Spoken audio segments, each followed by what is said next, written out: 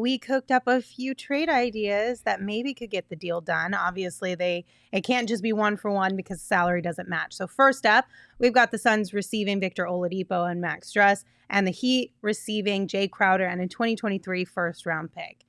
Yes, no? I maybe? mean, I love this, but I don't think the Heat are going to give up Strus and Oladipo, even with Oladipo being hurt, for a first-round pick that'll be like 25-30 range. Well, and this can't happen until January 15th because Oladipo signed that contract extension that I think was 20% higher than what he was at. So he can't be traded until January 15th. But if he remains injured and Miami continues to struggle, they may be at a desperation point where they feel they need to do something, and that may motivate them to do this. And an extra first-round pick could give them more ammunition to try to get a guy at the deadline as well if they chose to go that way. So that's why I see maybe a possibility there. Rick James 2345.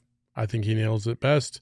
Where he says, "Yeah, he dropped 31, but have you seen Boss Man 99 workout videos?"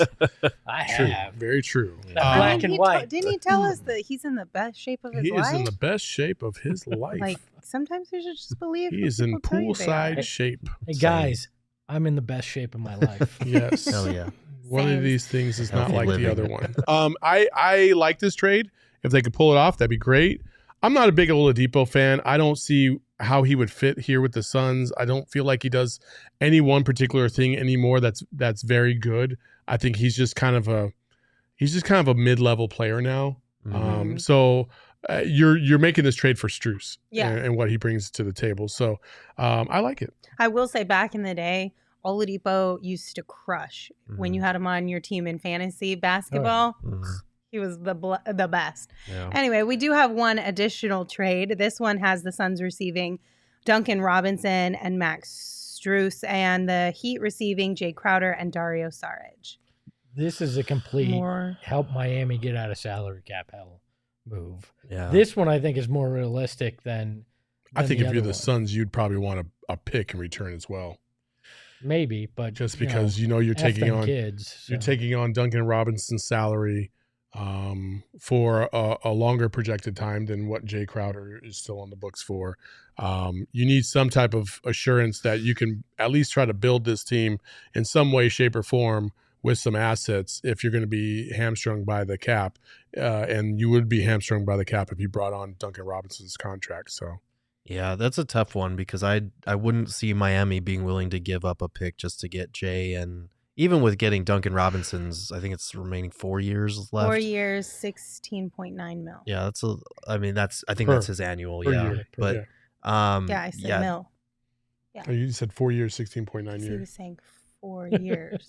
Right. And I was agreeing with Gerald that there's 4 left. Right. So that would be nice for the Heat to get out of that contract. I just don't know if they'd be willing to attach a pick to get out of it. I think if they're looking at that trade, they're just saying, why don't I just keep these guys and save ourselves a pick? We might be better off. Not that good anymore. No, he's not. And that's the problem is, like, the Suns need shooting, but, like, he's a defender that cannot be on the floor come playoff time. Like, as much as we talk about how bad Landry Shamet has been, at least he can defend and is not a complete albatross. Yeah, he's the opposite of Duncan Robinson. I don't know. He can defend really, really well. Can't shoot for shit.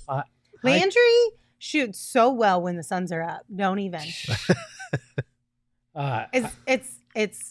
It's so Landry enjoyable shoots to very watch. well The on Suns just need to Wednesdays be when up. the Suns are playing in Minnesota. That's about the only day that he plays well. I just look at this, and if you make that deal, I think it's a harbinger that Cam Johnson isn't being re-signed because you're making the deal to get a guy that's expiring because you're going to probably want him long term. So you're going to pay there, plus you're taking on that money for Duncan Robinson. It probably puts you in a position where Cam may not be in the future. It's potential. I don't know. I feel like if you are trading for Duncan Robinson, you are definitely having the thought in mind that we will try to move him in the future, just because he's not the guy that he was a year or two ago, just because of the defense. I don't know what that means. That means you only do well when your team's doing well. Oh. Well, I mean, I Isn't would it love great to see. to be listened to, I would Joe? just love to see the numbers on that one. I'm just saying.